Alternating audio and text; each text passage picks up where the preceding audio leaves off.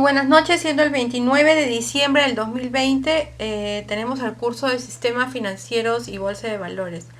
Para ese motivo hemos traído la exposición, estamos en la semana número 12, la próxima semana ya hay exámenes. Y vamos a empezar con recordando un poco rápidamente qué es lo que hicimos en la clase anterior. Hemos avanzado bastante. Hablamos de aspectos macroeconómicos, ¿no? Hablamos cuál era el entorno macroeconómico que nos marcaba para esta parte de la política económica, del análisis de los indicadores, del Producto Bruto Interno, de la demanda interna, etcétera. Todo eso lo hicimos la clase anterior y va a venir en el examen también, ¿no? Y para el día de hoy tenemos dos temas, ¿no? Los clasificadores de riesgo o las clasificadores de riesgo y el tema de los índices bursátiles, ¿no? Los principales en realidad, no vamos a hacer todo, ¿no? Comenzamos entonces con la clase del día de hoy. ¿A qué se llama? ¿De dónde viene el origen de las clasificadoras de riesgos o las calificadoras de riesgo, como le llaman en algunos países? El origen viene desde los Estados Unidos, ¿no? Hacia fines del siglo XIX. Ahí comenzó, en la medida que el mercado se desarrollaba y la oferta de instrumentos crecía, instrumentos bursátiles obviamente de la bolsa, las agencias clasificadoras o clasificadoras también evolucionaban, fundamentalmente en el desarrollo de los mercados de capitales y en la promoción de transparencias de la información y la cultura de medición del riesgo.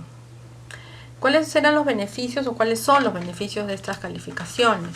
Flexibilidad en sus fuentes de financiación, mayor acceso a los mercados de capital, reducción de sus costos de endeudamiento, mejora de la relación con proveedores, entre otros.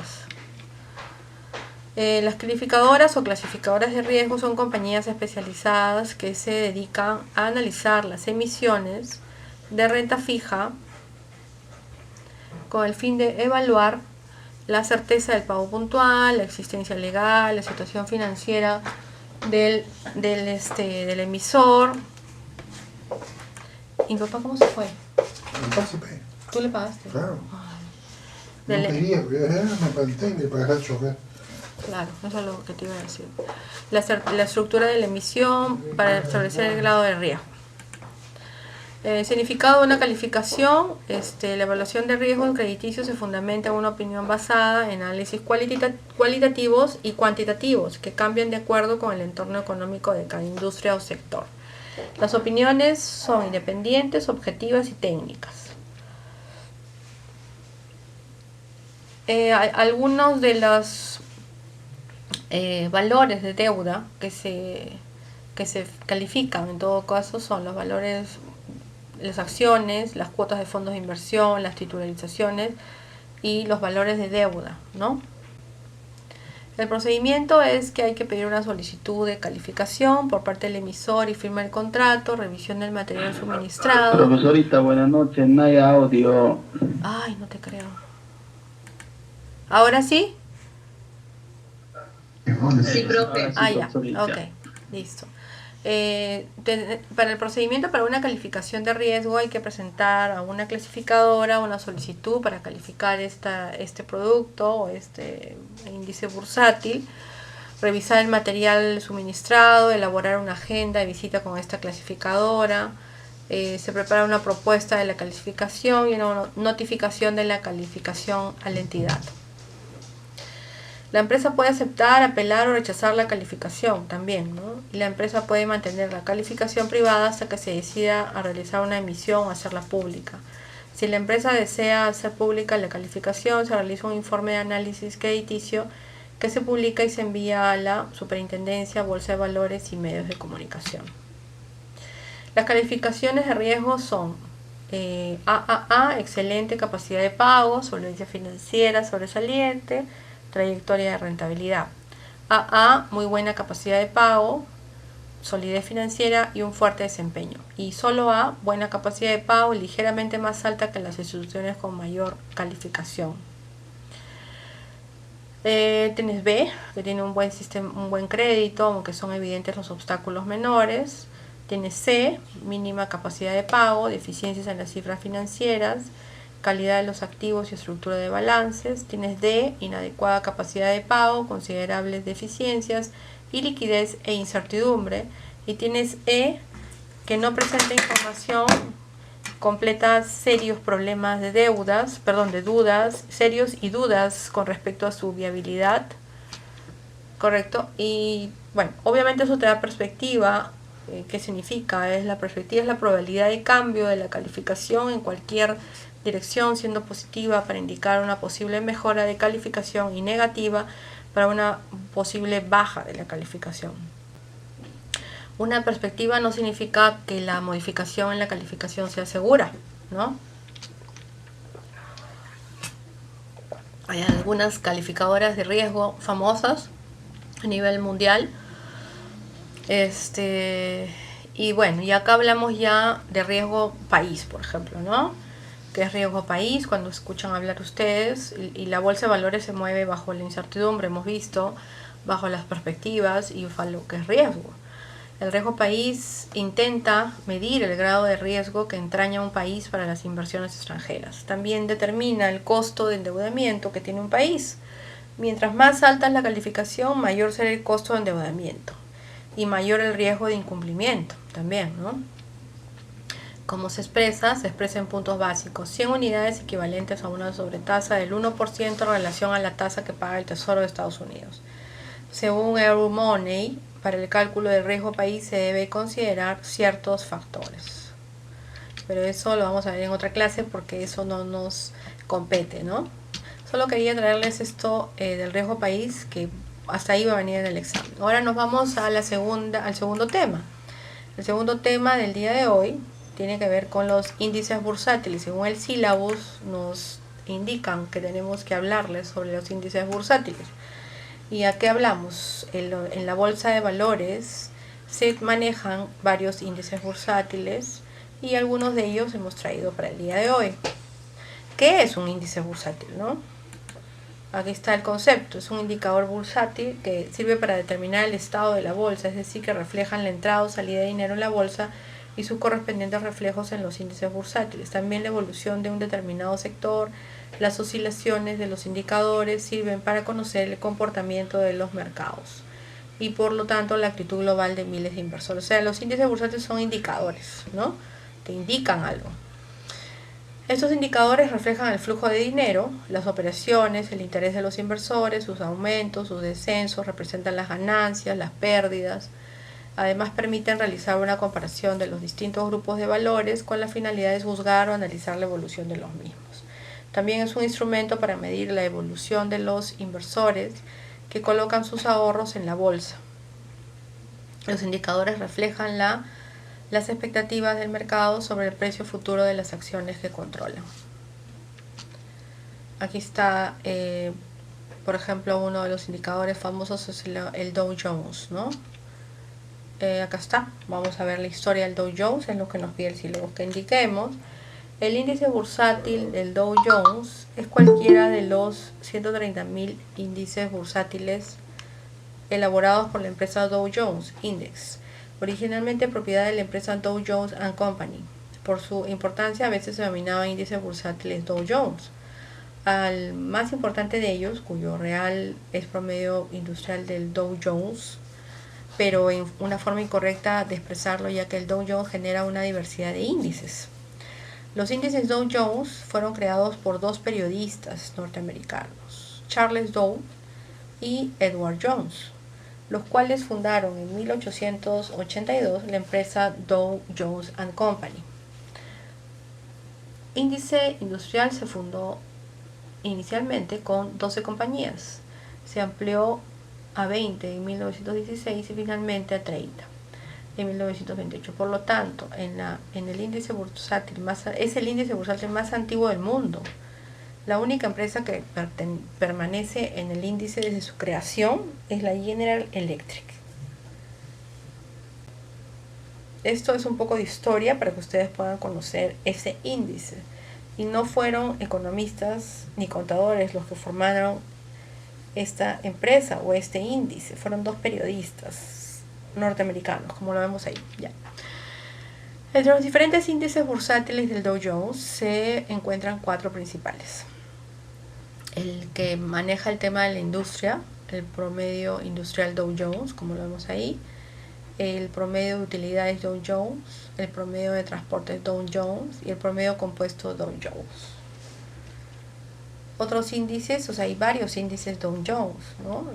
Titanes globales, servicios públicos, empresas estadounidenses, etcétera, etcétera, como vemos ahí. O sea, el índice Dow Jones no solamente es un solo índice, sino que mide bajo diversos productos y bajo diversos rubros de empresas, como vemos acá, ¿no? Listo, tenemos al Standard & Poor's, okay, o el S&P Global 100 Index. Es un índice bursátil de valores globales de la agencia de calificación de riesgo Standard & Poor's, o el S&P. Mide las prestaciones de 100 compañías multinacionales de negocios globales e incluidas en el S&P Global 1200, con un negocio operativo basado en varios países. Este índice se adecua para aquellos inversores que quieren seguir la evolución de compañías globales. Las compañías están seleccionadas de 29 mercados bursátiles.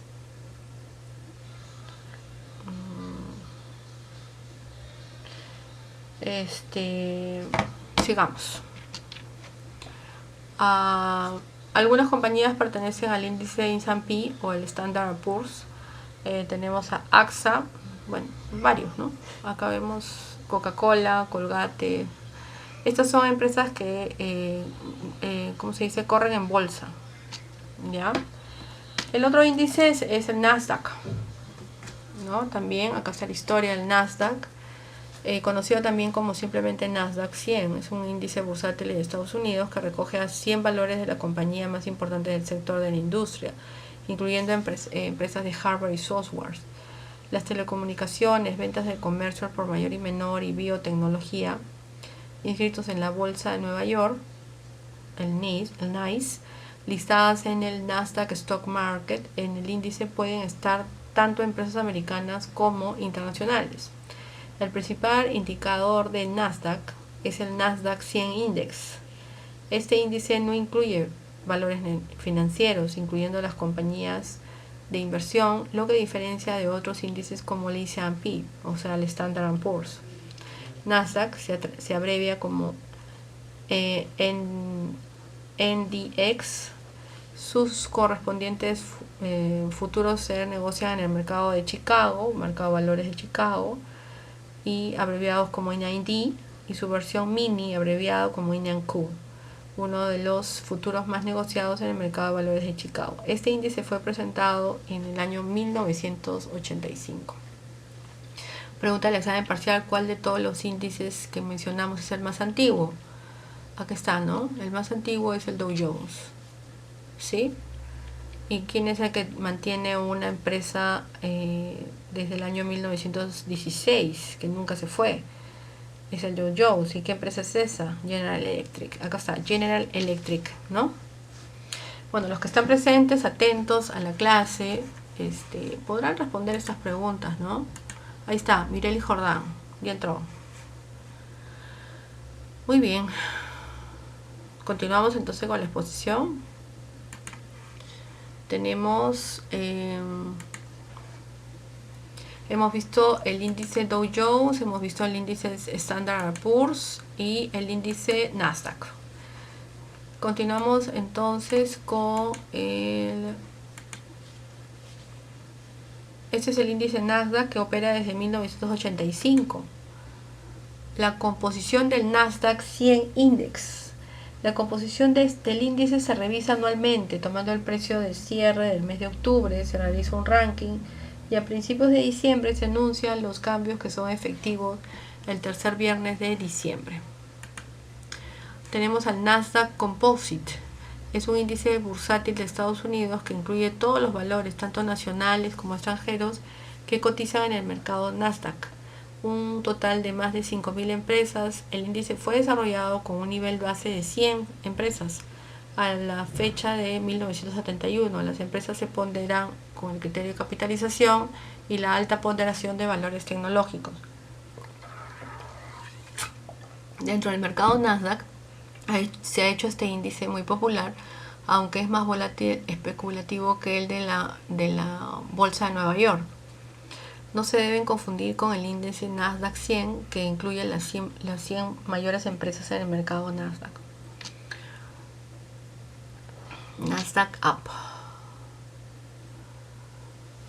IBOVEPSA es el resultado de una cartera teórica de activos preparada de acuerdo con los criterios establecidos en su metodología. Los índices de BM-BOVEPSA utilizan procedimientos y reglas disponibles en el manual de definiciones y procedimientos de estos índices. El objetivo del IBOVEPSA es ser el indicador de rendimiento promedio de las cotizaciones de los activos de mayor negociabilidad y representación del mercado bursátil, en este caso brasileño. Ok, estos son algunos de los índices bursátiles que se han venido conversando. Tenemos el Merval, que es el principal índice del mercado de valores de Argentina, Buenos Aires. Este índice muestra la evolución en conjunto de las principales empresas argentinas según el volumen transado el trimestre previo. Es modificado cada 3 meses y cada acción tiene un peso o ponderación con respecto al índice, y esa ponderación se determina con respecto al volumen negociado. El índice fue desarrollado con un nivel base de 0.01 a la fecha del 3 de junio del 1986. Listo. Tenemos también el Nikkei, comúnmente denominado índice Nikkei. Es el índice bursátil más popular del mercado japonés. Lo componen 225 valores más líquidos que cotizan en la bolsa de Tokio. Desde 1971 lo calcula el periódico Nikko Keizai Shimbun, diario japonés de los negocios, en cuyas iniciales provienen el nombre del índice, Nikkei. Estos valores se caracterizan por su elevada liquidez. Tienen su base 100. El 16 de mayo de 1949 alcanzó un máximo de 38.900 y pico, y el 29 de diciembre de 1989 también. Los valores del índice Nikkei ponderan los precios y no por capitalización, aunque este cálculo difiere de una media simple, ya que el divisor es ajustado. La lista de sus componentes es revisada anualmente y los cambios se hacen efectivos a principios de octubre, aunque pueden introducirse en casos excepcionales cambios en otras fechas. El índice Nikkei está compuesto por 225 mayores empresas, más líquidas, seleccionadas, y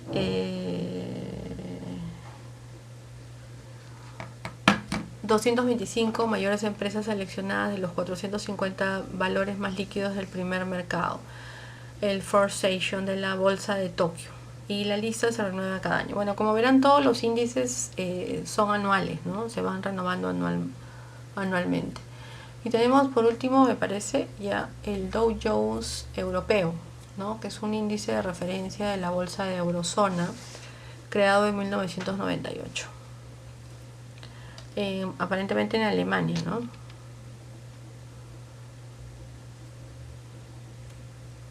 Estos son los mercados mundiales donde se actúan los principales índices. Como verán, en Estados Unidos, en todas las partes del mundo, pero igual tenemos índices asiáticos, índices americanos, ¿no?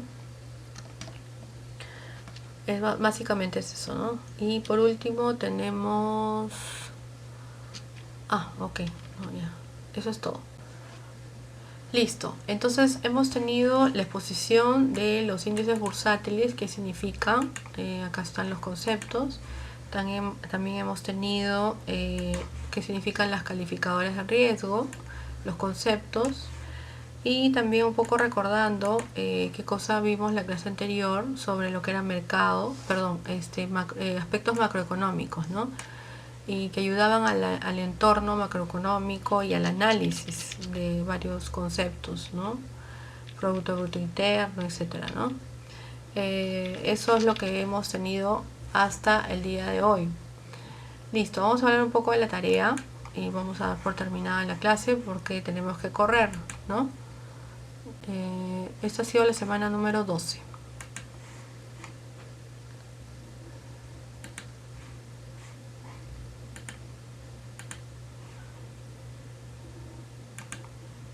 Bueno, hemos tenido la exposición sobre índices bursátiles y clasificadoras de riesgo, siendo el día 29 de diciembre del 2020 y ya preparándonos para los exámenes de la próxima semana. Muchas gracias, muy buenas noches.